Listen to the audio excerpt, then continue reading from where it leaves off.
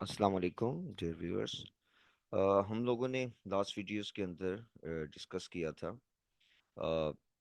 Different steps को, regression analysis को, किसी भी मॉडल को प्रिडिक्ट करने के लिए। स्टेप नंबर वन था कि हम लोगों ने सेट किया नल एंड अल्टरनेटिव हाइपोथेसिस के ऊपर हम एक सेपरेट वीडियो कर चुके हैं।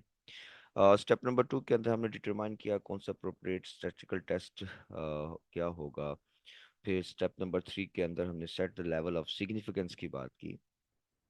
स्टेप नंबर फोर के अंदर हम लोगों ने डिसीजन रूल्स को सेट किया। अब इस वीडियो के अंदर हम स्टेप नंबर फाइव की बात करेंगे, जिसके अंदर हम ये बात करेंगे कि डाटा कलेक्ट कैसे किया जाता है। अब जब सैंपल डाटा का यानी कि जो हम लोगों ने सैंपल लेना है अपनी रिग्रेशन इक्वेशन को टेस्ट करने के लिए, उसमें हमने जब डाटा कलेक्ट करना है तो कैसे। नॉर्मली स्टडीज़ के अंदर हमें पहले कंप्यूट करना पड़ता है इस फोर स्टेप्स को। उसके बाद हम लोगों ने डाटा कलेक्ट करना होता है। लेकिन अगर हम क्वेश्चन के पॉइंट ऑफ व्यू से देखें तो क्वेश्चन के अंदर ऑलरेडी हमारे पास क्वेश्चन गिवन था।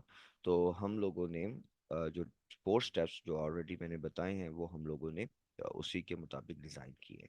लेकिन जब एक्चुअली जब हम स्टडी कर रहे होते हैं तो उस सूरत में तो रिसर्च के अंदर कहा जाता है कि इट इज़ मोर एडवाइजेबल कि हमें पहले डाटा कलेक्ट नहीं करना होता।